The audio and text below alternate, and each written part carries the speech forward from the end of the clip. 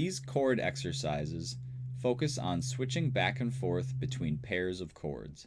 Each pair of chords on this page has sort of a trick to switch between them, which I'm talking about in the italicized text between the chords.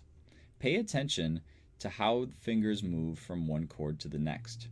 Repeat each line many times. In fact, anytime you're working on chords, expect to repeat each exercise many times.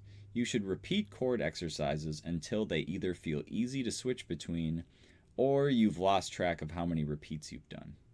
In line 1, when I switch from E minor to A minor, notice that fingers 2 and 3 maintain their shape as they change strings, and finger 1 comes down on string 2 fret 1 for A minor. Then when I switch back to E minor, fingers 2 and 3 move back to their place and finger 1 lifts.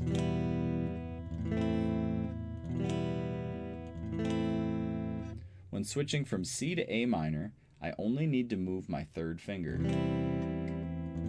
Notice that my second finger does slide over on its fret a little bit to make room for the third finger, but it still stays on string 4, fret 2. When switching from G to E minor, finger 1 can stay on string 5, fret 2.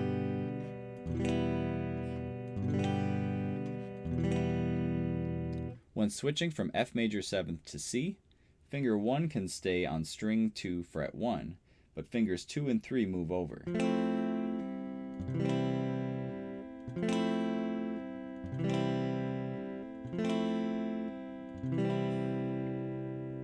Notice that during the F major 7th chord, I am able to mute the 5th string by touching it with the tip of my third finger. Try to position your third finger so part of the meat of the tip of the finger touches the 5th string, muting it. We can use the same technique when fingering C. Notice that the tip of my third finger can touch the 6th string and mute it. If your finger is simply not big enough to do that, don't worry. You can try to miss the string with your pick instead. But do try this technique. You might find that if you can just get used to setting the third finger a little farther over, you can block the string with the tip of the finger. This makes it much easier to strum. When switching from G 7th to C, notice that the fingers stay on their frets, but they move over by strings.